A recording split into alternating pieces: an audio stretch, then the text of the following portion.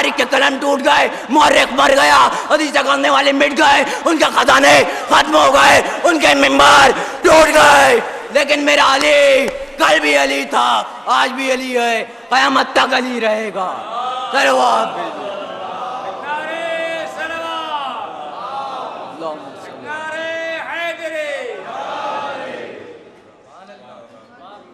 تو رسول ارشاد فرماتے ہیں کہ علی کا ذکر عبادت ہے۔ وہ رسول جو بغیر وحی کے کلام نہیں کرتے، وہ رسول جن کے لیے خدا نے قرآن مجید میں کبھی یاسین کہہ کر پکارا، کبھی طہا کہا، کبھی مزمل کہہ کر پکارا، کبھی مدثر کہا، کبھی سراج منیر کہا، کبھی نذیر کہا، کبھی بشیر کہا، کبھی رحمت العالمین کہا۔ یہ وہ رسول ہیں جن کے لیے خدا نے کہا لولاک لما خلقت الافلاک، اے محمد اگر تمہیں خلق کرنا مقصود نہ ہوتا تو میں کائنات کو پیدا نہ کرتا۔ رسول کی عظمت کو سمجھیے، ساری کائنات جس کے صدقے میں خلق ہوئی، یعنی سورج رسول کے صدقے میں، چاند رسول کے صدقے میں، ستارے رسول کے صدقے میں، کہکشائیں رسول کے صدقے میں، سلسبیل رسول کے صدقے میں، کعب قوسین رسول کے صدقے میں، جنت رسول کے صدقے میں، فلک رسول کے صدقے میں، ملک رسول کے صدقے میں، حور و غلمان رسول کے صدقے میں، بزر و سلمان رسول کے صدقے میں، ملک و انسان رسول کے صدقے میں۔ یا لفظوں کو بدل کے یوں کہا جائے، چاند بھی رسول سے، ستارے بھی رسول سے، کہکشائیں بھی رسول سے، سلسبیل بھی رسول سے، کعب قوسین بھی رسول سے، جنت بھی رسول سے، فلک بھی رسول سے، ملک بھی رسول سے، حور و غلمان بھی رسول سے، بزر و سلمان بھی رسول سے، فلک بھی رسول سے، ملک بھی رسول سے، ملک و انسان بھی رسول سے، ساری کائنات رسول سے۔ اب تاریخی جملہ سنیے گا، ساری کائنات جس سے ہو اسے رسول کہتے ہیں، اور رسول جن سے ہو انہیں حسین کہتے ہیں۔ صلوات۔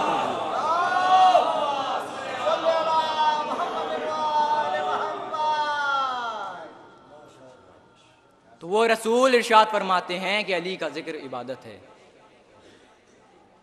وہ رسول جو نور اول ہیں، عقل اول ہیں، ارادہ اول ہیں، مجسم اول ہیں، جن کے قول پر شک کرنا کفر ہے، جن کے عمل پر شک کرنا کفر ہے، وہ رسول ارشاد فرماتے ہیں علی کا ذکر عبادت ہے۔ بھائی اب کوئی ہم سے یہ نہ کہے کہ یہ اپنی مجلسوں میں علی علی کیوں کرتے ہیں۔ بھائی رسول نے کہا علی کا ذکر عبادت ہے، اور اللہ نے قرآن میں فرمایا کہ ہم نے انسان کو اپنی عبادت کے لیے پیدا کیا، لہذا ہم مسجد میں اللہ کو سجدہ کر کے عبادت کرتے ہیں، اور مجلسوں میں علی کا ذکر کر کے بھی عبادت کرتے ہیں، تو معلوم ہوا یہ مجلس بھی عبادت خانہ ہے۔ صلوات بھیجیے۔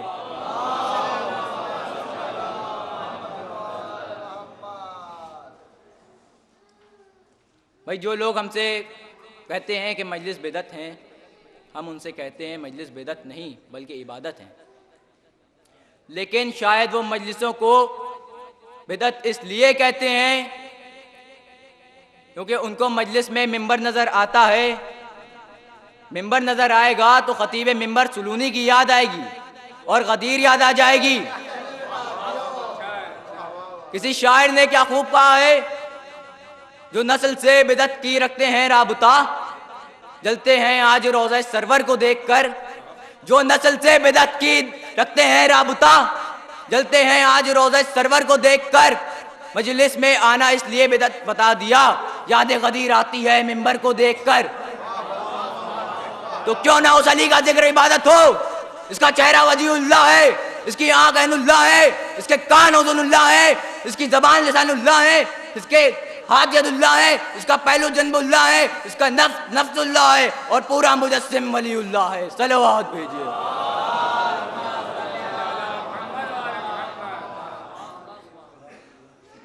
تو وہ رسول ارشاد فرماتے ہیں کہ علی کا ذکر عبادت ہے۔ کبھی ارشاد فرماتے ہیں علی کے چہرے کی طرف دیکھنا عبادت ہے، کبھی ارشاد فرماتے ہیں کہ علی سے محبت کرو تو عبادت۔ تو اب دنیا والوں کوئی ہم کو یہ بتا دے کہ جس مومن کی زبان پہ ذکر علی ہوگا، دل میں محب علی ہوگا، کیا وہ کبھی جہنم میں جا سکتا ہے؟ ہرگز نہیں، بلکہ جب وہ حل صراط سے گزرے گا تو جہنم کہے گا کہ کہ اے علی کے چاہنے والے جلد گزر جا، تیرے نور نے میری آگ بجھا رکھی ہے. صلوات بھیجیے.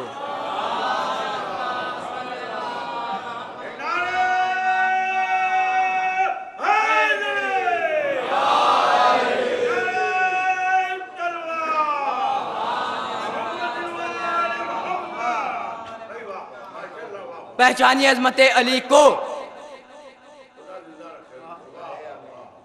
جو کعبے میں پیدا ہوئے تو مولود کعبہ بنے، دعوت ذوالشیرہ میں پہنچے تو ناصر رسول خدا کہلائے، شب ہجرت بستر رسول پر آئے تو مرجع خدا کا حلق بن گئے، بدر میں پہنچے تو فاتح بدر کہلائے، احد میں آئے تو صاحب الذوالفقار بن گئے، خندق میں پہنچے تو کل ایمان بن گئے، دوش رسول پر پہنچے تو بت شکن کہلائے، حالت رکوع میں زکوٰۃ دی تو آئے ولایت کا قصیدہ پڑھا، ساحل کو روٹیاں دی تو سورہ دہر آ گیا، چادر فاطمہ میں آئے تو آئے تطہیر کے مصداق بن گئے.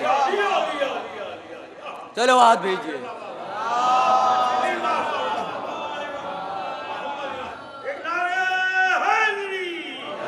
علی کے فضائل صرف ہم بیان نہیں کرتے بلکہ ساری کائنات مولا کے فضائل بیان کرتی ہے. علی جب شب ہجرت سوئے تو کعبے نے کہا مولود کعبہ سو رہا ہے، اسنین نے کہا ہمارا بابا سو رہا ہے، کعبے نے کہا مولود کعبہ سو رہا ہے، زہرا نے فرمایا میرا شوہر سو رہا ہے، جبرائیل نے کہا میرا شیر سو رہا ہے، اللہ نے کہا میرا ولی سو رہا ہے، رسول نے کہا میرا وصی سو رہا ہے، اللہ نے کہا میرا خانہ زاد ہے، رسول نے کہا میرا داماد ہے، محراب نے کہا زینت محراب ہے، کائنات نے کہا میرا ممبر ہے. کائنات جب علی کے فضائل بیان کر رہی تھی تو رفعت شاہ جی نے بارگاہ خدا میں عرض کیا کیا ہمیں بھی اجازت ہے کہ ہم علی کے فضائل بیان کریں؟ تو اللہ نے کہا سب کو اجازت ہے کہ وہ علی کرے. بس رفعت جی نے مولود خانے کعبہ کا طواف کیا اور فضائل بیان کرنا شروع کیے.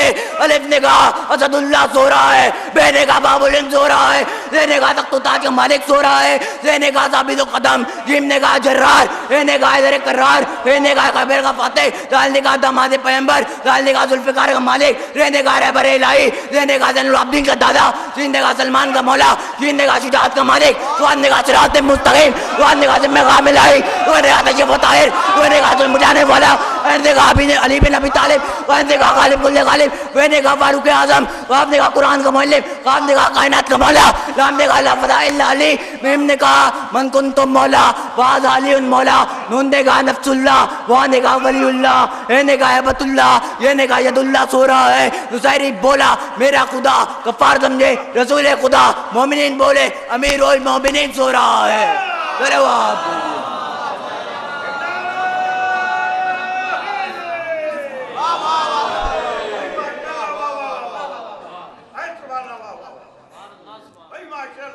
عزیزو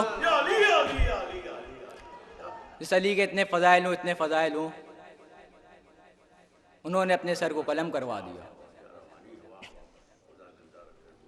ذرا کربلا کے میدان کی طرف آ جائیے.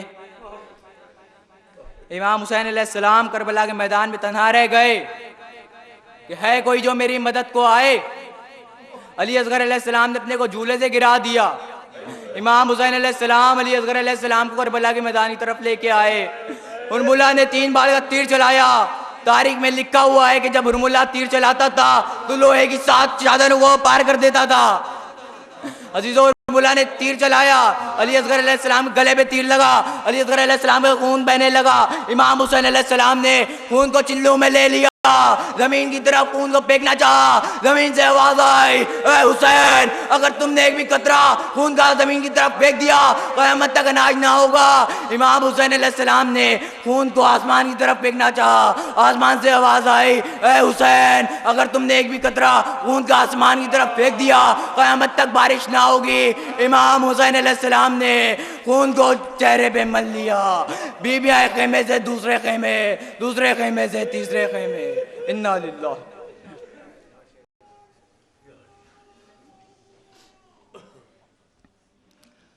اعوذ باللہ السمیع العلیم من الشیطان اللعین الرجیم.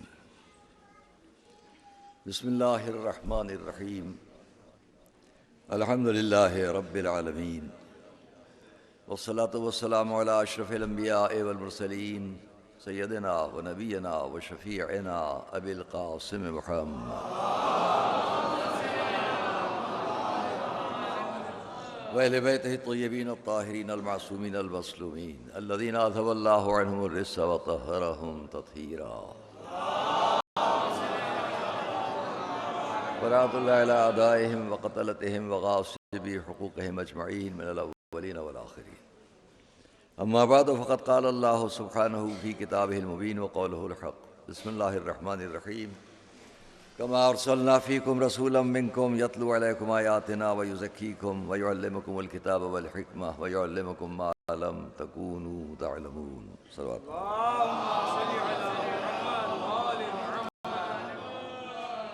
عزیزان گرامی، آپ کے سامنے وہی گفتگو جاری ہے جو 3 روز سے عرض کر رہا تھا. آج چوتھا دن ہے اور ہم یہ سمجھیں کہ خود قرآن کریم نے جب یہ آواز دی کہ رسول کو اس نے بھیجا، کما ارسلنا فیکم رسولا منکم، تمہارے درمیان، تمہیں میں سے ہم نے جیسا کہ مرسل کیا، رسول کو بھیجا. موضوع آپ کے سامنے جو ہے وہ معلوم ہے جن حضرات کو جو نئے آئے ہوں، اسلام اور انسانیت. اسلام اور انسانیت پر جو گفتگو ہے اس میں پہلے دن سے آپ کے سامنے یہ بھی عرض کیا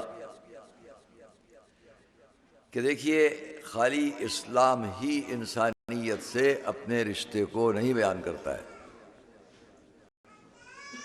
اسلام کو تو ہم ایک ایسا دین اور مذہب مانتے ہیں کہ جو انسان جب سے اس دنیا میں آیا ہو اس وقت سے اس کے لیے یہ مذہب موجود ہے. بات کے نظریات میں جو فرق آتے جائیں وہ ایک الگ بات ہے، لیکن ہم جتنے مذاہب کو بھی جانتے اور مانتے ہوں ان سب کا رشتہ انسانیت سے بیان ہوتا ہے. اور میں نے اسی لیے پہلے دن سے کہا کہ میں اس پر کوئی تقابل، کوئی کمپیئر، مقابلے کی بات نہیں کرتا کہ مذاہب. جب مذہب کی لفظ کہوں گا تو یہی مراد ہوگی کہ ہر نظریہ اور ہر مذہب کا ماننے والا آیا انسانیت سے الگ کوئی تبلیغ کرے گا یا انسانیت کی بات کرے گا؟ ہر ایک کہے گا کہ ہم انسانیت سے اپنے رشتے بیان کرتے ہیں. انسانیت کے رشتے کیا ہے کسی مذہب میں یہ تعلیم کہ ماں کا احترام مت کرو؟ کیا ہے کسی ریلیجن، دھرم اور مذہب میں یہ تعلیم کہ استاد کی بے عزتی کرو؟ کیا ہے کسی مذہب میں یہ تعلیم کہ اپنے بڑوں کو بالکل بے عزت کرو؟ ایسا کہیں نہیں ہے. یہ ہے سب انسانیت کے رشتے. انسانیت کے وہ رشتے ہیں جو ہر مذہب پیش کر رہا ہے، بیان کر رہا ہے. تو اگر میں نے یہ کہا اسلام اور انسانیت تو یہاں بھی مراد جہاں تک ہماری سماجی زندگی کا اور آپس میں انسانی رشتوں کا تعلق ہے. اب بات کیا ہے، ہم اور تمام مذاہب، اسلام اور تمام مذاہب جب ایک آفاقی غیبی قوت اور طاقت کا عقیدہ پیش کرتے ہوں، اور اسلام بھی جب کسی ایک اللہ کی بات کرتا ہو اور عقیدہ دیتا ہو، بہت توجہ کیجیے گا، تو بات کیا ہوتی ہے؟ جب اللہ اور الوہیت کی بات ہوگی تو اس کو میں ایک عام اور سادی لفظوں میں سمجھاؤں. یہ عمارت مدرسہ ناظمیہ کی، آپ اس میں بیٹھے ہیں، بنیادیں بہت گہری گئی ہوئی ہیں. ان بنیادوں پر یہ عمارت بلند ہے. اگر یہ بنیاد نہ ہوتی تو یہ اتنا بڑا بوجھ اوپر کا یہ عمارت نہ لیتی. یہاں تک کہ ادھر جو حضرات بیٹھے ہیں ان کے نیچے بھی ایک تہہ خانہ چلا گیا یہاں سے وہاں تک. ضمناً بیچ میں عرض کر دوں، میری بڑی تمنا تھی کہ سامنے کھانچا پڑتا تھا تو اس کا بھی لیول 1 کر کے ہم اسے بھی تہہ خانہ بہت بڑا بنا دیں، اور اس سال وہ بن گیا. الحمدللہ کہ بہت بڑا کام یہ ہو گیا.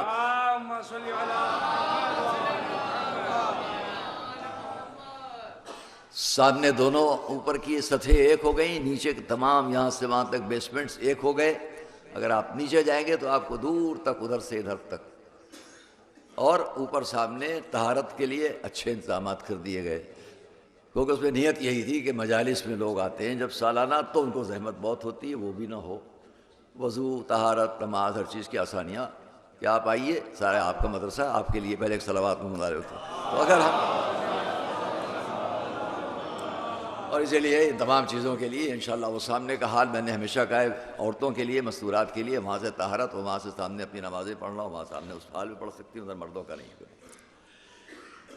ہم نے اس بات کو اس لیے عرض کیا آپ کے سامنے کہ جو بنیاد ہوتی ہے وہ مضبوط ہو. میں ایک جملے میں بات تمام ہو جائے گی. اسلام انسانیت کا رشتہ جب پیش کرتا ہے تو یہ چاہتا ہے کہ انسانیت کی جو عمارت انسان کے سامنے آئے اس کی بنیاد مضبوط ہونا چاہیے. ایک صلوات محمد و آل محمد.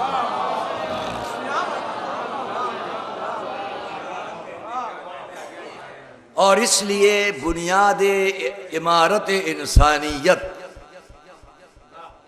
اس لیے مستحکم اور مضبوط رہے گی کہ اگر ہم نے بنیاد میں بہت توجہ کی جائے گا. مثال درس کر رہا ہوں، اگر اصل اور بنیاد میں، اساس میں، بنا میں، بنیاد میں، گہرائی میں ہم نے اپنے لیے عقیدہ وحدانیت لے لیا ہے تو اوپر ساری عمارت بلند ہوتی چلی جائے گی. صلوات محمد و آل محمد پر.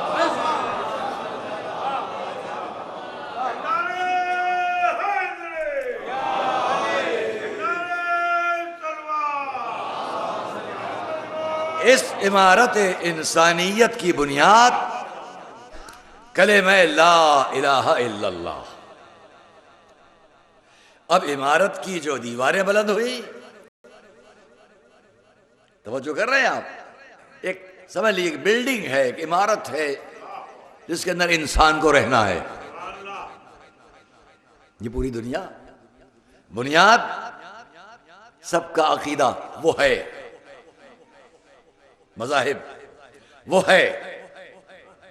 اس عقیدے سے ہٹے تو اوپر انسانیت کی کوئی بلڈنگ باقی نہیں رہے گی.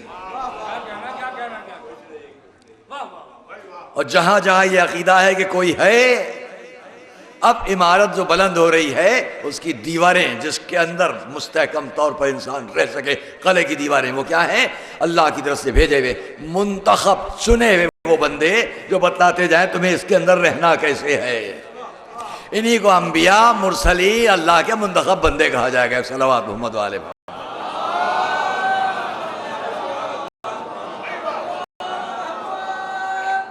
اب اس کے اندر جو انسان رہے گا، اس انسان کو ایک دوسرے کے ساتھ کیسے رہنا ہے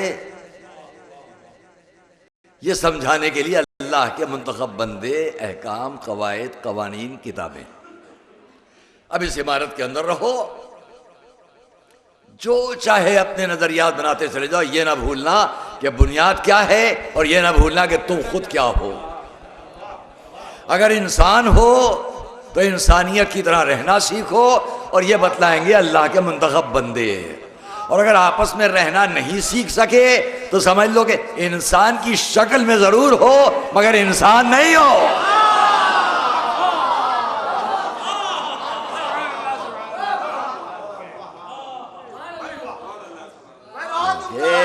دنیا میں تو جانور بھی رہ رہے ہیں، کسی حد تک تو بعض جانور بھی یہ جانتے ہیں کہ دوسرے کے حق میں مداخلت نہ کرنا چاہیے. انسان کو بھی سمجھنا ہے. اور اس لیے مذہب کی اس بنیاد کو اور آسان کر دوں سمجھنے سمجھانے کے لیے وہ لوگ، کیونکہ پہلے دن سے میں نے آپ سے عرض کیا ہے کہ اب مختلف مذاہب کے اپنے اپنے پروگرامز ہوتے ہیں، سال بھر کے ہیں، چونکہ صدیوں سے انسانیت کی تاریخ ہے، ہزاروں سال سے.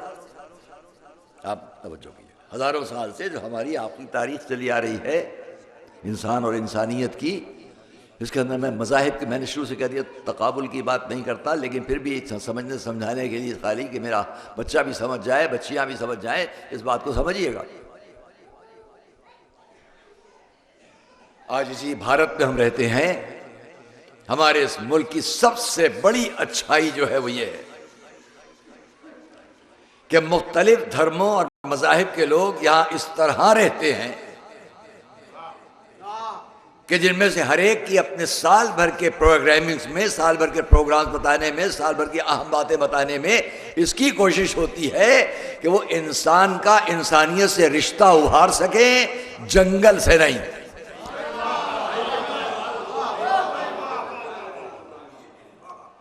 اور جو لوگ ہمارے ملک سے باہر بڑی پریچنگ اور تبلیغ کرتے رہتے ہیں، سویلائزڈ، مہذب، متمدن، میں نے پہلے دن شاید یا دوسرے دن آپ سے عرض کیا ہے کہ اور اس کے لیے تبلیغ میں بھائی کل شہنشاہیت تھی، آمریت تھی، ڈکٹیٹرشپ تھی، کل چنگیز تھے، ہلاکو تھے، اور ان سے پہلے فرعون تھے، اور ان سے پہلے شداد تھے، اور نمرود تھے، اور دارا تھے، اور سکندر تھے۔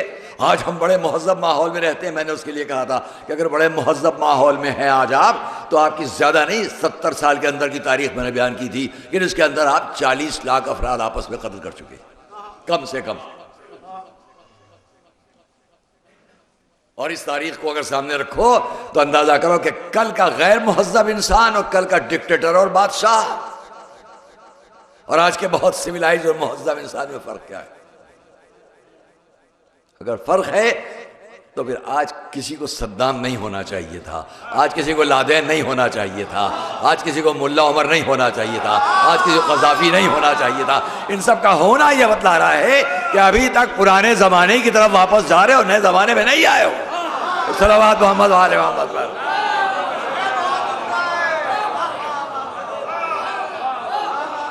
ہاں مہذبہ، اگر ہم متمدن ہے اور مہذب ملک میں ہے، بات کیا ہے؟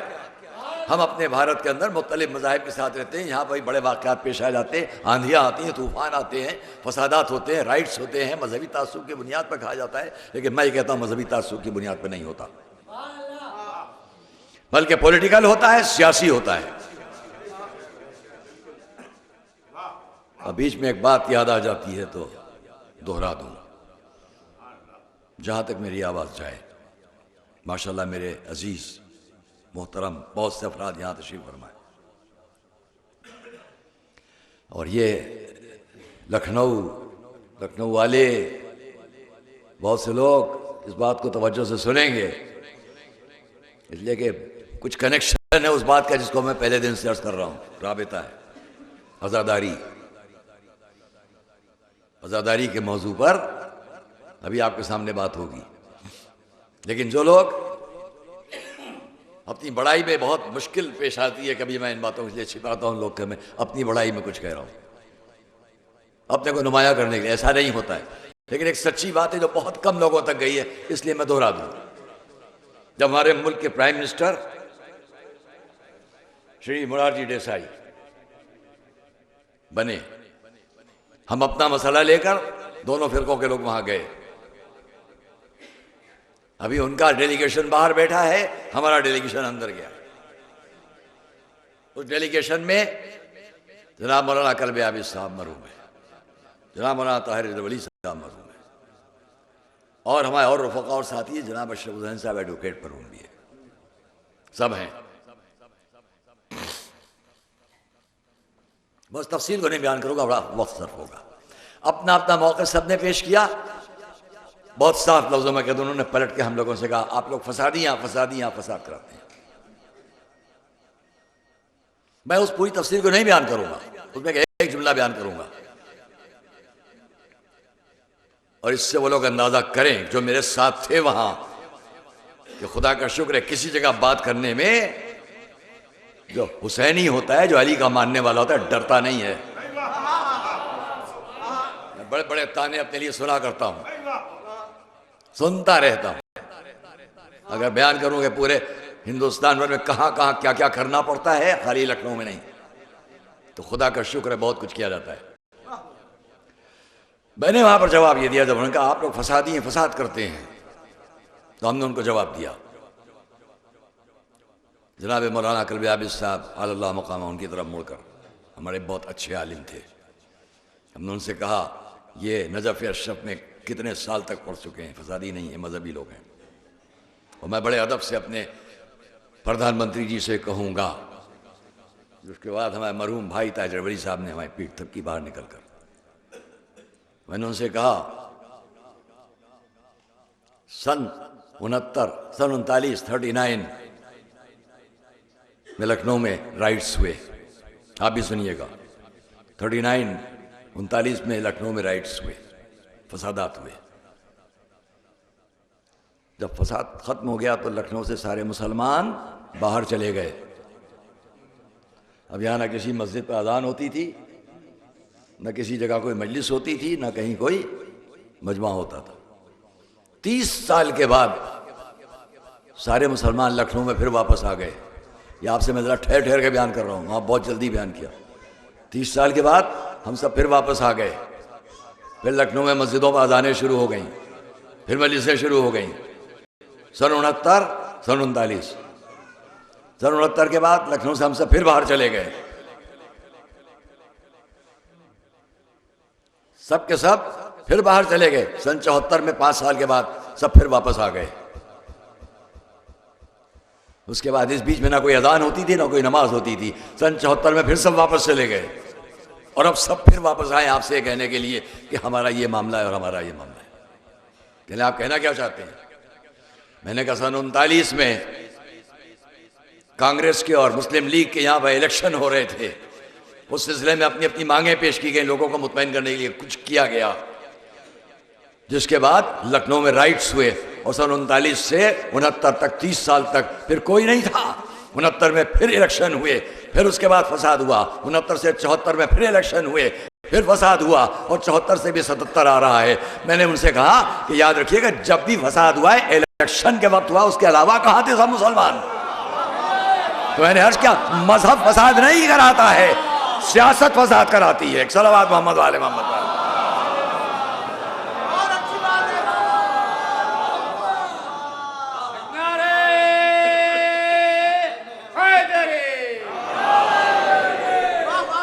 مذہب فساد نہیں کراتا ہے،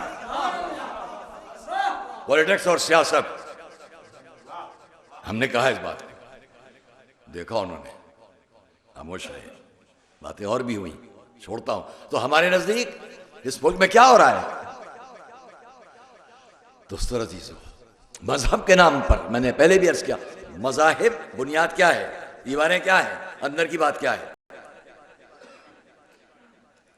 انسانیت سے اپنے رشتے مذہب جوڑتا ہے، بیان کرتا ہے، اور اسلام بھی اسی انسانیت سے اپنے رشتے پیش کرتا ہے۔ اب جس کی بات بالا ہو جائے، جس کی بات بلند ہو جائے، اگر انسانیت سے رشتوں کی بات نہ ہو، تو میں نے پہلے دن بھی عرض کیا کہ اسی ملک کے اندر دیوالی بھی ہے، دسہرہ بھی ہے، اور اسی ملک میں عید بھی ہے اور بقرعید بھی ہے۔ دیوالی میں مسلمان بھائی ادھر مبارکباد دینے جاتے ہیں، اور عید بقرعید میں وہ ادھر مبارکباد دینے آتے ہیں۔ معلوم ہے کلچرل زندگی میں، سماجی زندگی میں سب ایک دوسرے کو اس لیے ساتھ چلنا پسند کرتے ہیں کہ اسی میں انسانیت کے رشتے ہیں۔ صلوات پڑھیں محمد والے محمد۔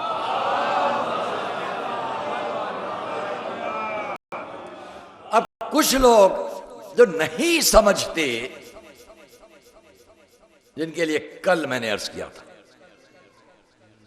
کہ ان کی تبلیغ کیا ہوتی ہے، ایک دوسرے کے لیے پوری طرح سے مخاصمت، مخالفت، اور اس میں نے ایک جملہ پہلے بھی عرض کیا، یہاں بھی کہہ دوں کہ عید، بقرعید، دیوالی، دسہرہ، یہ سارے پروگرام، گرو نانک ڈے، یہ جتنے پروگرامز ہیں، گڈ فرائیڈے، ہر قوم کے جتنے پروگرامز ہیں، یہ سب خوشیوں پر مشتمل ہے۔ محرم کی بنیاد غم پر ہے، اور غم میں شریک ہونا یہ انسانیت کی پہچان ہے۔ صلوات اللہ، سب مل کر ایک صلوات پڑھے محمد والے محمد۔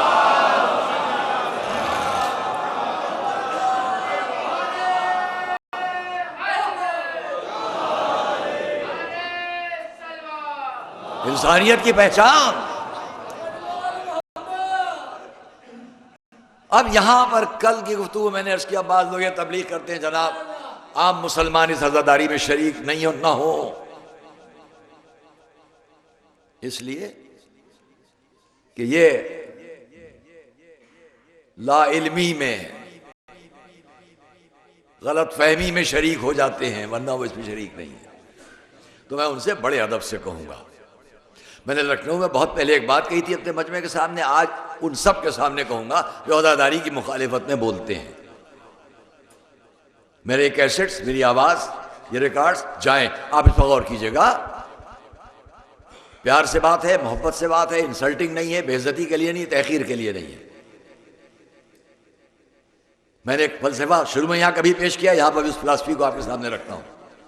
یہ اس مجمع کے لیے نہیں ہے، جہاں تک میری آواز ہے ان کے لیے ہے کہ جب آپ یہ کہتے ہیں عزاداری میں ہم شریک نہیں، عزاداری کے مقابلے میں ہر بات کو لے کر آتے ہیں، اپنے نافہم، کم سمجھ، کم فہم انسان کو لے آتے ہیں، یہ غلط ہے۔ اس لیے غلط ہے کہ آپ خود ابھی تک عزاداری کو سمجھے نہیں ہیں، آپ خود ابھی تک عزاداری سے پوری طرح واقف نہیں ہیں۔ میں بڑے ادب سے کہہ رہا ہوں، تعصب میں نہیں کہہ رہا ہوں۔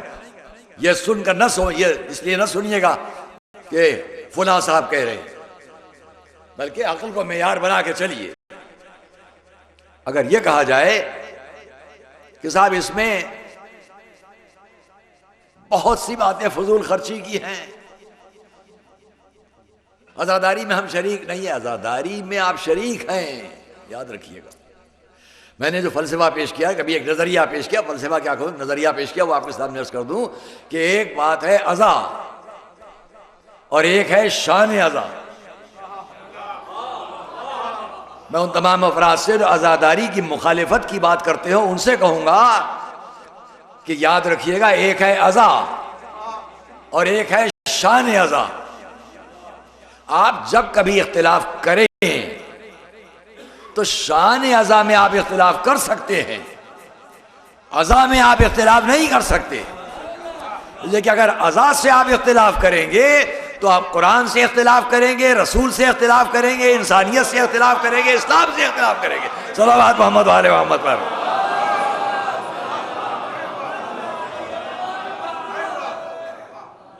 شان عزا کی بات آپ کر سکتے ہیں، عزاداری کی ایک شان ہے۔ اچھا، کیا وہ شان جو لکھنؤ میں ہے وہی بمبئی میں بھی ہے؟ اور جو بمبئی میں کیا وہی کلکتے میں بھی ہے؟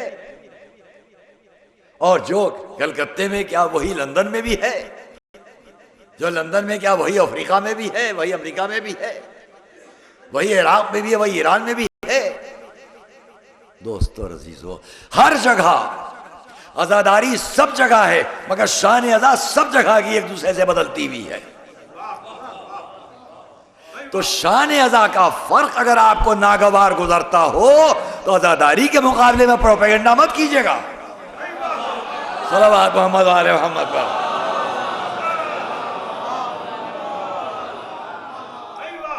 اس لیے کہ اس عزاداری میں کل میں نے بات کی کہ کم عقل لوگ شریک ہو جاتے ہیں، لاشعوری میں، بے کم عقلی میں۔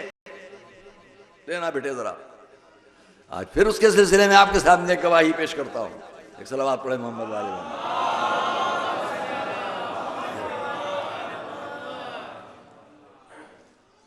اس لیے کہ جو لوگ یہ کہتے ہیں یہ کم عقل لوگوں کا کام ہے، کیونکہ اخبار موجود ہے، پروپیگنڈے موجود ہیں، کتابوں میں بھی ہے۔ میں ان کتابوں کے نام لوں لیکن صرف اس لیے کہ اس سے دوسری باتیں سامنے آئیں گی، چھوڑتا ہوں کہ جن کے اندر کیا کیا نہیں کہا گیا عزاداری کے لیے۔ عقل اور کم عقلی کی بات، عقل اور کم عقلی کی بات، میں پوچھتا ہوں کیا مذہب کو ماننے والا ہر جگہ عقل کو معیار بنائے گا؟ آئیے تھوڑی دیر اس پر بات کر لوں، اگر موقع ملا تو اس پر عرض کروں گا، نہیں موقع ملا تو اس کو انشاءاللہ آگے۔ پہلے یہاں بات ہم ختم کر لیں۔ کیا ہر مذہب کا ماننے والا، خاص طور سے میں اپنے مسلمان بھائیوں سے کہوں گا کہ اسلامی زندگی میں خدا را انصاف سے بتلائیے کہ کیا ہر جگہ آپ عقل کو بنیاد بنائیں گے اسلام میں؟ بیٹے اس کو رکھ لو، شاید مشکل ہے کہ میرے پاس وقت ہو، کل دیکھیں گے یا پرسوں۔ کیا عقل کو ہم معیار بنائیں ہر جگہ؟ میں قرآن کریم کی تھوڑی دیر توجہ کیجیے گا۔ دو آیتیں پہلے پڑھتا ہوں، اس کا دو واقعے بیان کروں گا. واقعہ نہیں ہے، بس اشارہ، تو توجہ کیجیے گا. پہلی آیت، هل اتى علی الانسان، یہ ان تمام افراد کے لیے کہ جو عزاداری میں عقل، کم عقلی، احمق لوگ، کم عقل لوگ، بے وقوف لوگ وغیرہ باتیں کر لیتے ہیں، ان کے لیے بڑے ادب سے عرض کر رہا ہوں، کوئی تان و تنس نہیں ہے، کہ جب اس ہندوستان میں رہ کر ہم مختلف مذاہب کے ساتھ شریک ہیں تو ہر مذہب والا اور ہمارے اسلام والے بھی یہ بتلائیں کیا ہر جگہ عقل معیار ہوگی؟ اور واقعات کربلا میں بھی آپ ہر جگہ ڈھونڈیں گے یہ علم، یہ پنجہ، یہ سبیل، یہ فلاں، ان سب میں آپ ڈھونڈیں گے، یہ کالا کپڑا، ان سب میں آپ ڈھونڈیں گے عقل. اگر عقل ہر جگہ ہے تو یاد رکھیے گا ایک جگہ ایسی آئے گی جہاں آپ کی عقل جا کے رکے گی. آپ حیران نہ ہو، میں ابھی عرض کر رہا ہوں، ایک جگہ ایسی آئے گی جہاں سطح عقل ختم. یہ سارا مجمع جہاں تک میری آواز ریکارڈز کے ذریعے جا رہی ہو، سب انسان سن رہے ہیں. کسی درخت پر بیٹھی کوئی چڑیا میری آواز نہیں سن رہی ہے، کسی کھو میں بیٹھا کوئی اور جانور میری آواز نہیں سن رہا ہے، انسان سن رہے ہیں. یہ جو انسان سن رہے ہیں ان کو میں قرآن کی دو آیتیں سناتا ہوں، کیونکہ انسان اور اسلام اور انسانیت. هل اتى على الانسان حين من الدهر لم يكن شيئا مذكورا انا خلقنا الانسان من نطفة امشاج نبتليه فجعلناه سميعا بصيرا. انشاءاللہ نئی بات ہے، آپ سب کے ذہنوں تک پہنچے گی. کیا کہا گیا؟ قرآن، ہر مسلمان قرآن کی اس آیت سے واقف ہے. حل عطا، کیا انسان کے اوپر کوئی ایسا وقت بھی آیا حل عطا علی الانسان حین من الدہر لم یکن شیئا مذکورا، وہ ذکر کے لائق بھی نہ تھا. ہم نے انسان کو ایک مخلوط نطفے سے پیدا کیا، من نطفۃ امشاج نبتلی، اس کی آزمائش میں اس کو ڈالا، فجعلناہ سمیعا بصیرا، پھر اس کو سننے والا اور دیکھنے والا بنایا. ابھی سارا مجمع متوجہ ہو جائے گا ایک بات کی طرف. اور جو لوگ ہر جگہ مذہب میں عقل عقل عقل کی بات کرتے ہیں ان سے سوال ہے. دوسری آیت، وَلَقَدْ خَلَقْنَا الْإِنسَانَ مِنْ سُلَالَةٍ مِّن طِينٍ ثُمَّ جَعَلْنَاهُ نُطْفَةً فِي قَرَارٍ مَّكِينٍ ثُمَّ خَلَقْنَا النُّطْفَةَ فَخَلَقْنَا الْعَلَقَةَ مُضْغَةً فَخَلَقْنَا الْمُضْغَةَ عِظَامًا فَكَسَوْنَا الْعِظَامَ لَحْمًا ثُمَّ أَنشَأْنَاهُ خَلْقًا آخَرَ فَتَبَارَكَ اللَّهُ أَحْسَنُ الْخَالِقِينَ ثُمَّ إِنَّكُمْ بَعْدَ ذَلِكَ لَمَيِّتُونَ ثُمَّ إِنَّكُمْ يَوْمَ الْقِيَامَةِ تُبْعَثُونَ. دونوں آیتوں میں کیا کہا گیا؟ حل عطا علی الانسان حین من الدہر، کیا اس زمانے میں ایسا وقت نہیں آیا کہ ہم نے انسان کو لم یکن شیئا مذکورا، ذکر کے لائق بھی نہ تھا. انا خلقنا الانسان من نطفۃ امشاج، ہم نے انسان کو ایک مخلوط نطفے سے پیدا کیا. سب حضرات جائے ضائع نہ کیجیے گا بات، معیار عقل. دوسری آیت قرآن کی میں نے کیا پڑھی؟ لقد خلقنا الانسان من سلالة من طین ثم جعلناه نطفة في قرار مکین. پوری آیت کا ترجمہ تفصیلات چھوڑتے ہوئے یہاں بھی وہی بات ہے کہ انسان کو ایک مخصوص شکل میں رحم مادر میں رکھ دیا گیا. آج سارے عالم اسلام کے ہر مفکر سے پوچھوں گا، ہر انسان جہاں بھی اس دنیا میں ہے قرآن کی اس آیت کے سائے میں اپنی زندگی پیش کرنے پر مجبور ہے. قرآن کی ان دو آیتوں کے سائے میں کیا کوئی صاحب ہیں یہ جو انکار کرے کہ ہم شکم مادر میں نہیں تھے؟ کیا کوئی ہے صاحب جو یہ کہیں کہ ہم بغیر باپ کے پیدا ہو گئے؟ جب آپ میں سے کوئی یہ نہیں کہہ سکتا تو معیار عقل سارے انسانوں کا وہاں جا کر رک جائے گا جہاں خالق آپ کے جد آدم کی تخلیق اس طرح نہیں کر رہا ہے، اور جہاں عیسیٰ کی تخلیق اس طرح نہیں ہو رہی ہے. نہ عیسیٰ آپ کی طرح پیدا ہوئے نہ آدم آپ کی طرح پیدا ہوئے.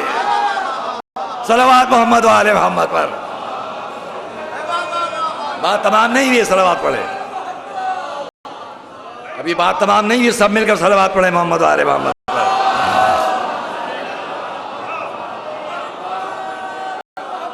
نہ آدم و حوا آپ کی طرح، نہ عیسیٰ آپ کی طرح. عیسیٰ بغیر باپ کے، آدم اور حوا بغیر ماں باپ کے، اور آپ سب ہم سب ماں باپ. تو معیار عقل رکا کہ نہیں رکا؟ پرواز عقل رکی کہ نہیں رکی؟ سطح عقل ٹھہری کہ نہیں ٹھہری؟ جہاں آپ کی عقل حیران ہو جائے،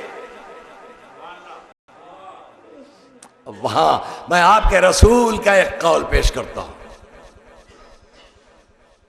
کیا فرمایا؟ ان اللہ تکلم کلمۃ فخلق منها روحا. اللہ نے فضائے کائنات میں ایک کلمہ ایجاد کیا، اس سے ایک روح پیدا ہوئی. ثم تکلم کلمۃ اخرى فخلق منها نورا. پھر اس نے ایک اور کلمہ کن فضائے کائنات میں کہا، اس سے ایک نور پیدا ہوا. فمزج النور بالروح. رسول فرما رہے ہیں اب اس نور کو جب روح سے ملا دیا گیا، وخلقنی وخلق علیا وفاطمہ والحسن والحسین. جب یہ نور اور روح ملے تو مجھے پیدا کیا گیا، علی کو، فاطمہ کو، حسن کو اور حسین کو. اب تو پہچانو کہ اپنوں سے مت ملانا پنجے دن کو. صلوات محمد وآل محمد پر.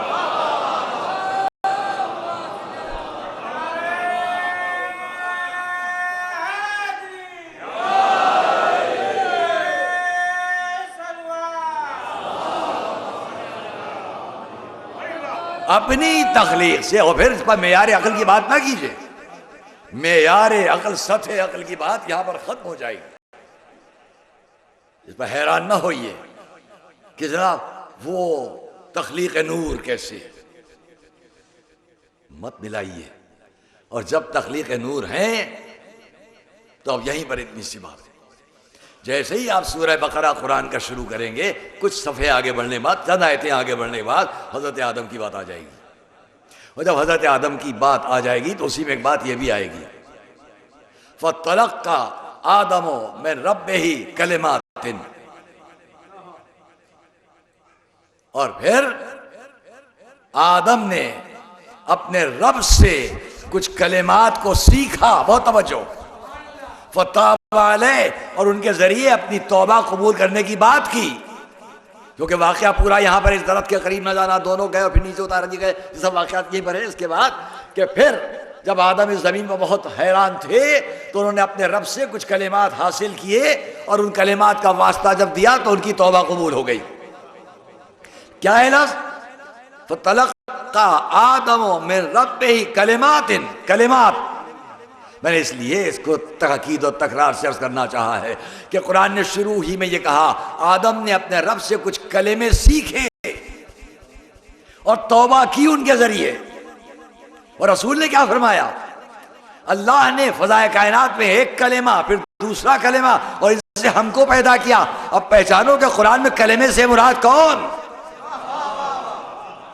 اگر کلمے سے مراد کوئی اور ہوتا تو رسول اپنے لیے نہ کہتے کہ ہم 5 اس سے پیدا ہوئے، اور قرآن یہ نہ کہتا کہ آدم کو توبہ قبول کرانے کے لیے اللہ نے کچھ کلمات تعلیم کیے. اب یہ کلمات کیا ہیں؟ آئیے ہم اس زمین پر سمجھیں کہ جب آدم حیران پریشان ہے، سامنے جبرائیل آئے، آ کر کہا اے آدم کیوں پریشان ہے، کیوں نہیں واسطہ دیتے آپ ان 5 ناموں کا جن کا واسطہ دے کر آپ کی توبہ قبول ہو جائے. اب آدم نے کہنا شروع کیا یا حمید و بحق محمد، یا علی بحق علی، یا فاطر بحق فاطمہ، یا محسن بحق الحسن، یا محسن بحق الحسین، یا حسین بحق قدیم الاحسان. بولو 5 کا نام لیا تو آدم کی توبہ قبول. ہم بھی ان مجلسوں میں جب 5 کا نام لیں گے تو اس زمین سے لے کے آخرت تک کامیاب زندگی. ایک صلوات محمد والے.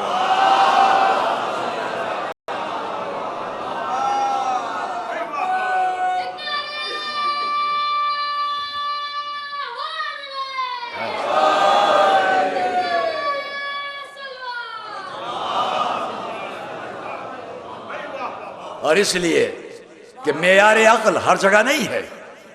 ایک سطح پر جا کے یہ عقل کی پرواز رکے گی. جب رکے گی تو ایک بات آخر کلام میں اور، کہ ہم رسول کو اپنی ذات میں جب شمار کریں گے تو ہمیں ہر بات میں بڑا چھاننے بیننے کا موقع ملتا ہے. لیکن اگر ہم سمجھ لیں کہ رسول ان کے گھر والے کیا تھے تو پھر میں نے ایک جملہ کا عزا اور شان عزا، شان عزا میں آپ اختلافات فرمائیے لیکن عزاداری میں نہیں، لیکن عزا رسول کے نواسے سے متعلق۔ اور یہاں پہلے ایک صلوات پڑھیں تو ایک عرض کروں گا۔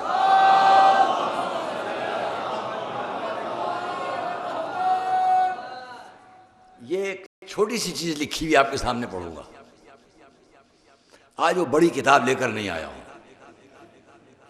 اسی میں کی ہے۔ اس کو اس لیے نہیں لایا کہ کم سے کم لوگوں کو یہ اطمینان تو ہے کہ یہ کتاب وہ دیکھتا ہے، یہ نہیں ہے کہ اپنے آپ کہہ دیا، کتاب دیکھ کر تبھی آتا ہوں۔ اس کتاب میں سے یہ ایک بات سنیے اور سارے عالم اسلام کے سامنے ادب سے پیش ہے۔ کیا ہے؟ صحیح بخاری جلد اول باب چیپٹر 128 حدیث نمبر 129 129 حدیث نمبر۔ میں اصل عبارت پڑھتا ہوں، ترجمہ اس کا خود کر لوں گا، اگر ترجمے میں غلطی ہو تو بتائیے گا۔ حدثنا مالک بن اسماعیل قال عندنا شعر النبی صلی اللہ علیہ وسلم اصبناه من قبل انس او من قبل اہل انس فقال لان تكون عندي شعرة منه احب الي من الدنيا وما فيها۔ کیا کہا؟ جہاں ذرا توجہ کریں گے، یہ صحیح بخاری سے حدیث نقل کر رہا ہوں، نہ کسی کو یقین ہو، میں نے حوالہ دیا 128واں باب ہے، 169ویں حدیث ہے، جا کے دیکھیے گا۔ کیا کہا گیا؟ مالک ابن اسماعیل نے روایت کی اس کو، اور مختلف لوگوں سے روایت ہوتے ہوتے ہوتے یہاں تک بات آئی کہ اب اس شخص نے، راوی نے کہا دوسرے صاحب سے کہ ہمارے پاس رسول کا ایک بال موجود ہے، ایک بوئے مبارک موجود ہے جو ہم کو انس سے ملا، اصبناہ من قبل انس، ہم نے اس کو یا تو انس سے پایا اور یا اہل انس ان کے گھر والوں سے پایا۔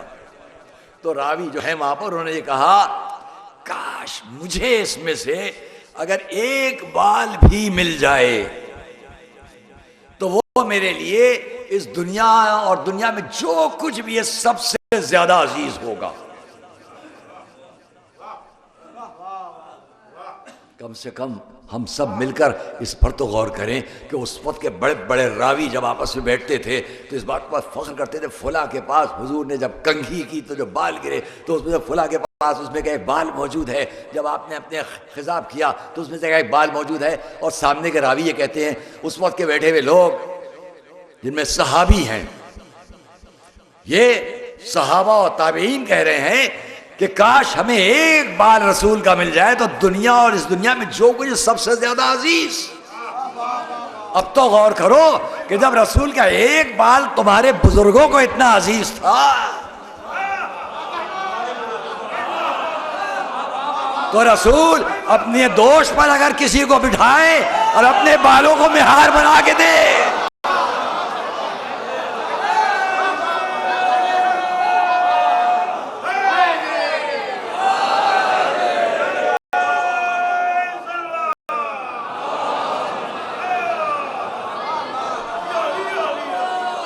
سب مل کر ایک صلوات محمد و آل محمد۔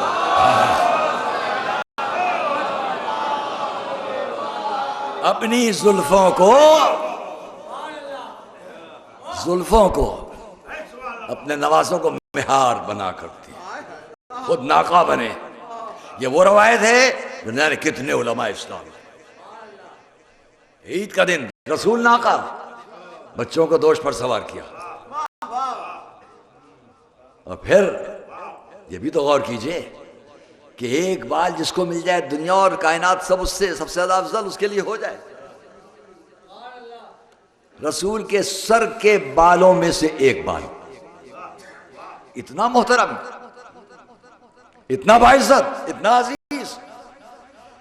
عزیزو غور کرنا، جب سر کا بال رسول کا اتنا مقدس، اتنا محترم، اتنا قابل تعظیم، تو پھر رسول کا پورا سر کتنا محترم۔ نہیں سمجھے؟ رسول نے جس کے لیے فرمایا علی منی بمنزلۃ الراس من جسد، علی کو مجھ سے وہ نسبت ہے جو سر کو جسم سے ہوتی ہے. صلوات محمد والے محمد والے.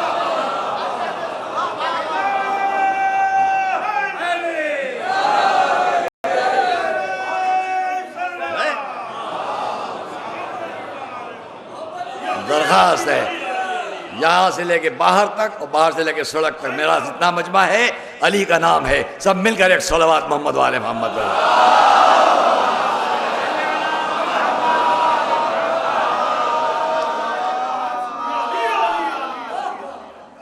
اللہ اکبر. دوستو رسول نے فرمایا ہے, میں یہاں پر تقابل کے لیے باتیں نہیں کرتا ورنہ بہت سی باتیں بیان کرتا, کہ رسول نے فرمایا کس کے لیے کیا, کون کس طرح, لیکن اتنا تو مانو گے کہ انسان کے جسم کی جتنی شرف والی باتیں سب یہاں ہوتی ہیں. ذہن یہاں, عقل یہاں, نور بصارت یہاں, سننے کی طاقت یہاں, بولنے کی بات یہاں, سب کچھ یہیں پر ہے. اور رسول نے فرمایا علی کو مجھ سے وہ نسبت ہے جو سر کو جسم سے ہوتی ہے. اب اگر کسی کو کچھ بھی نسبت ہو تو وہ باہر کی بات ہے, ہٹا دیا گیا, سر کو جسم سے نہیں ہٹایا جا سکتا. صلوات محمد والے محمد پر.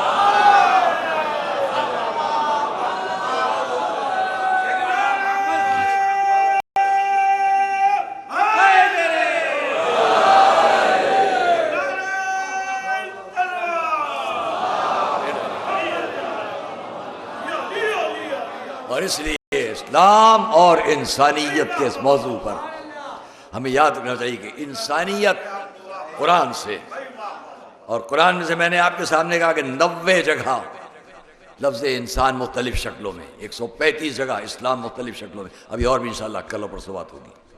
بس اتنا عرض کر دوں کہ جس نواسے کو رسول دوش پر بٹھائیں,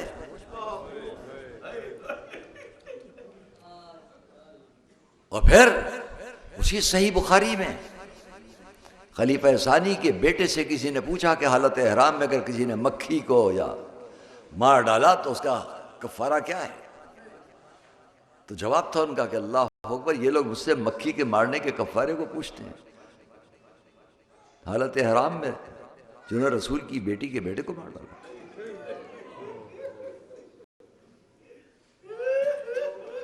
صحیح بخاری سے لے کے آج تک کتنے مفکرین, کتنے دانشور آج بھی اخبارات میں آپ پڑھیں گے ماشاءاللہ اسی لکھنؤ کے علماء نے ذکر سید الشہداء کو کس کس طرح پیش کیا ہے. میں نام ایک ایک کر لیتا, لیکن بات کو ختم کرنے کے لیے اتنا کہوں کہ یہ سب کے سب شعور نہیں رکھتے, عقل نہیں رکھتے, فکر نہیں رکھتے. جب بعض لوگ یہ کہیں کہ عزاداری میں, عزاداری سے مراد یہ تھوڑی ہے کہ آپ آئیے اور ماتم کیجئے, یہ نہیں بات کی جا رہی ہے. یہ کب کہا جا رہا ہے؟ میں ایک بات سوال کرتا ہوں کہ جو حضرات حج کرنے جاتے ہیں, معاذ اللہ مشکل یہ پڑتی ہے کہ میں آپ کے سامنے جب بات کروں ایک بات اور ذہن میں آتی ہے, پھر اس میں کچھ وقت نکلے گا, آگے کی مجلس کا خیال مسلسل ہے, اس لیے وقت میں جلدی بات ختم کرنے کے لیے کہوں کہ جب حج کرنے جاتے ہیں تو مجھے بتلائیے بہت سی جگہ ایسی ہیں کہ نہیں کہ جہاں آپ حج نہیں کر سکتے, حج کے اس رکن کو نہیں انجام دے سکتے, اس کام کو نہیں کر سکتے, تو آپ نیابتاً کسی سے کہتے ہیں کر لو. ہوتا ہے کہ نہیں؟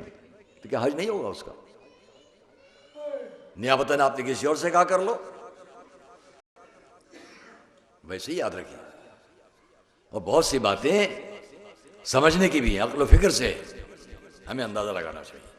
اگر خانہ کعبہ تک لوگ جاتے ہیں, یہ ہر ولا کسے کہتے ہیں؟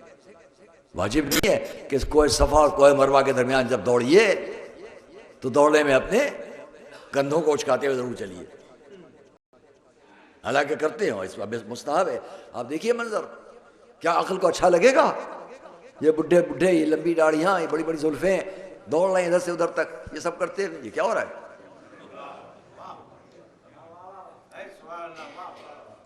جی وہاں سے فرصت پائیے, منا جائیے, منا سے واپس آئیے, پتھر ماریے,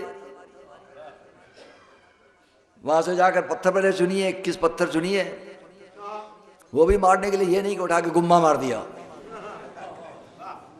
جب جمرے تک جائیے تو شیطان کو مارنے کے لیے پہنچیے تو یہ نہیں کہ اٹھا اینٹا پھینکا, حالانکہ لوگ وہاں یہ کرتے ہیں, ایسا کرتے ہیں.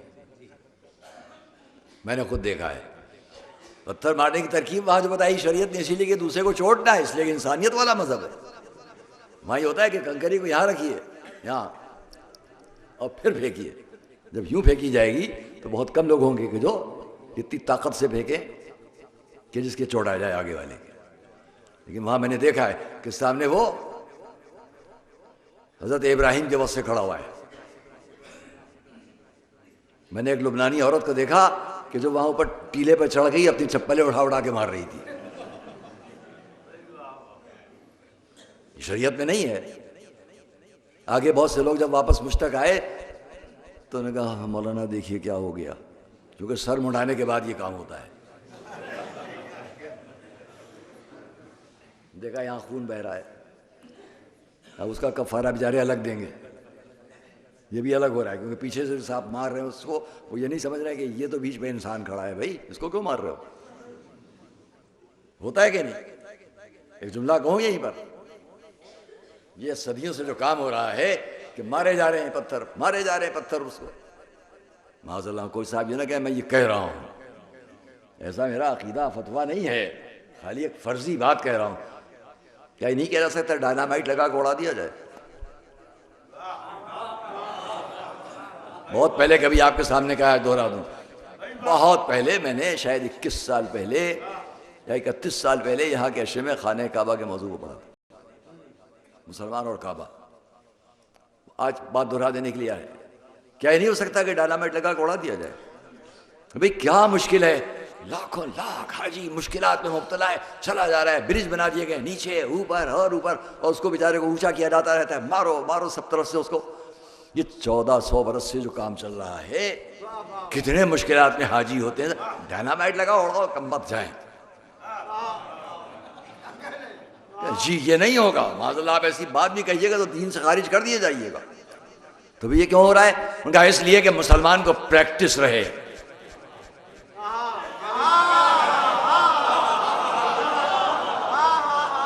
ماشاءاللہ مسلمان کو پریکٹس ہوتی رہے ہر سال. آؤ اور دیکھو یہ اس لائق ہے. بھائی یوں ہی پریکٹس کے لیے سمجھ لینا کہ جب ہم سینے پہ یا حسین کہتے ہیں تو اندر سے باہر تک کے یزیدوں کو باہر نکالتے ہیں. ایک صلوات محمد وآل محمد پر.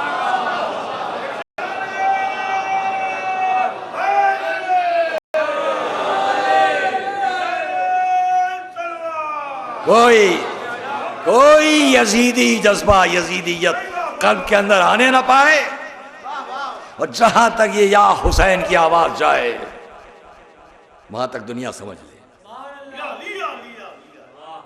اگر وہاں ہر سال پتھر مارے جا سکتے ہیں تو یہاں غم حسین میں ہر سال سینوں پر ہاتھ کیوں نہ مارے جائے؟ کوئی فرق نہیں ہے. یہ بھی ذکر ہے، تذکرہ ہے، بار بار بار بار، تاکہ غم حسین کے ذریعے اور نام حسین کے ذریعے. اور اس لیے میں نے کبھی آپ کے سامنے عرض کیا ہے، یہاں پر بھی دوہرا دوں کہ اگر فضائے کائنات، اس لیے کہ فلسفی یہ ہے، ماشاءاللہ میرے بھائی بیٹھے ہیں اور بھی حضرات جو جانتے ہیں کہ ہم آپ جو کچھ بھی بول رہے ہیں یہ آوازیں فضا میں محفوظ ہیں. اوپر آسمانوں کی بلندیوں میں یہ آوازیں محفوظ ہیں. محشر میں شاید اسی لیے احادیث میں ہے کہ گواہی میں بلایا جائے گا، زبانیں گواہی دیں گی، یہ بولے تھے یہ بولے تھے. اگر کسی بھی سائنٹیفک طریقے سے ان آوازوں کو الگ کر لیا جائے تو سب کی ان کو آوازیں سنا دی جائیں گی، لیکن وہاں اتنی گڑبڑ آوازیں ہیں کہ یہ بہت مشکل ہے. اس لیے مولا کا قول ہے کہ الاقاویل محفوظہ، گفتگویں محفوظ ہیں. آج آپ نے تحقیق کیا کہ آوازیں محفوظ ہیں. مولا علی 1400 برس پیشتر کہہ رہے ہیں الاقاویل محفوظہ، گفتگویں محفوظ ہیں. تو ان محفوظ گفتگوؤں میں اوپر اگر حساب تلاش کر لیا جائے، حساب لگا لیا جائے، تو میں سمجھتا ہوں سب سے زیادہ اوپر کی فضا میں سب سے زیادہ 3 لفظیں ملیں گی، 3 نام ملیں گے. ایک یا تو اللہ اکبر، دوسرے یا علی، تیسرے یا حسین. صلوات محمد وآل محمد.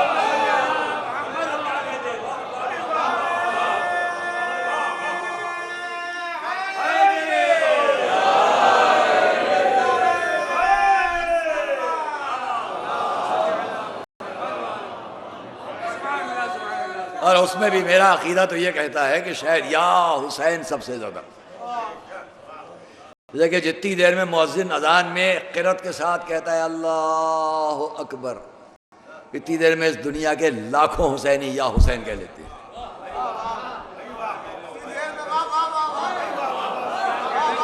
صلوات محمد علیہ محمد۔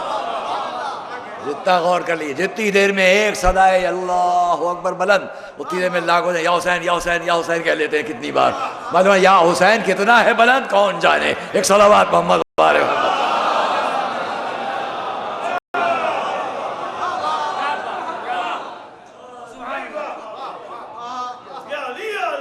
آج شب بس عزیزان گرامی، اور اسی لیے میرے اور آپ کے آقا حسین نے اس انسانیت کو بچانے کے لیے جو قربانی پیش کی، اس میں جب آپ نے اپنے بھائی جناب مسلم ابن عقیل کو روانہ کیا تو کیا کہہ کر،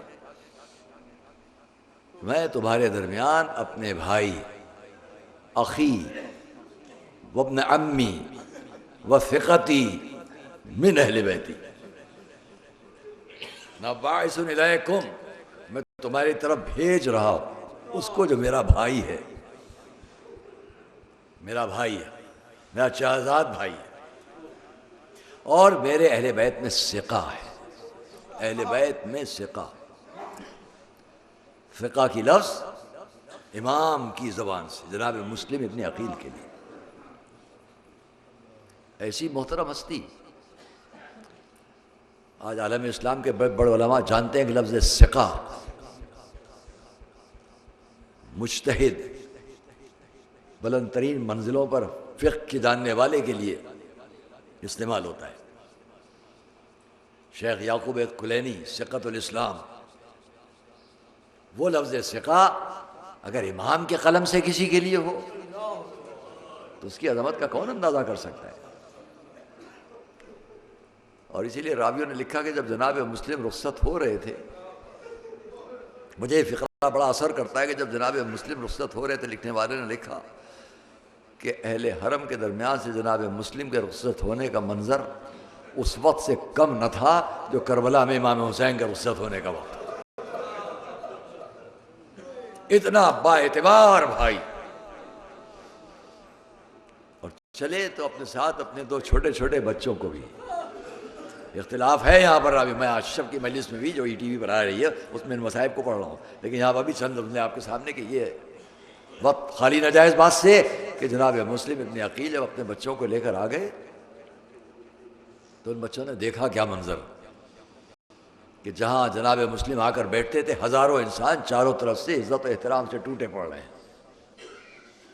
اور پھر وہ وقت بھی آیا کہ ابن زیاد کسی طرح قصر ابن زیاد میں داخل ہوا اور وہاں سے اس نے اپنے مظالم کا سلسلہ شروع کیا۔ نتیجہ یہ ہوا کہ اب جو جناب مسلم مسجد سے واپس پلٹے تو جہاں 18,000 کا مجمع ہوتا تھا، کم سے کم اس سے کم مجمع نہ ہو نمازیوں کا، وہاں پلٹ کے دیکھا تو 30 آدمی، اور پھر نماز ختم کر کے جب پلٹے تو دیکھا 10 آدمی، اور جس وقت تک در مسجد سے باہر آئے اکیلے۔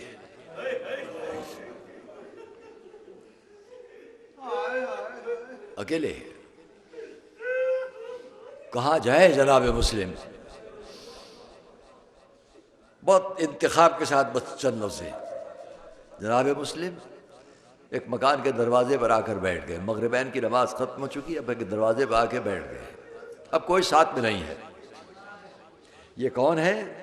میرے اور آپ کا آقا حسین کے بھائی، جن پر ناز اور فخر تھا سارے اہل حرم کو، اہل بیت کو، جناب عقیل کے فرزند وہ مسلم اپنے بچوں کو قاضی شرح کے حوالے یا بعض روایت اور کسی کے حوالے کیا، اور خود تنہا مکان کے دروازے پر بیٹھے ہوئے ہیں۔ مکان کے اندر رہنے والی بی بی دروازے پر آئی، اس نے دروازہ اس لیے کھلا رہنے دیا کہ اس کا شوہر ابھی تک گھر نہیں آیا ہے۔ حالات ایسے کہ ہر طرف سناٹا ہے، اور اس عالم میں دروازے پر آئی کہ دروازہ بند کر لے یا کھلا رکھے، کیا کرے کہ اب تک اس کا شوہر نہیں آیا۔ اس نے دیکھا کہ مکان کے دروازے پر کوئی بیٹھا ہوا ہے، پوچھ لیا آپ یہاں کیوں بیٹھے ہیں؟ کیا آپ کو نہیں معلوم کہ زمانہ بڑا خراب آ چکا ہے؟ ابن زیاد کی طرف سے ہر طرف ظلم و ستم، اشارہ دیا اس نے، بہت سخت زمانہ ہے، آپ یہاں کیوں بیٹھے ہیں؟ جواب دیا، مومنہ کیا اتنا ممکن ہے کہ کچھ پانی کا انتظام کر دیں؟ ابھی یہ وقت تو نہیں تھا کہ اتنا قسی القلب انسان ہو جائے۔ ہاں فوراً گئی، گھر میں گئی، ایک کاسہ آب لے کر پانی دیا، جناب مسلم نے پانی پیا، جام آب لے کر، کاسہ آب لے کر واپس چلی گئی۔ پھر واپس آئی دروازے پر کہ پانی پی کر پینے والا جا چکا ہوگا، آ کر دیکھا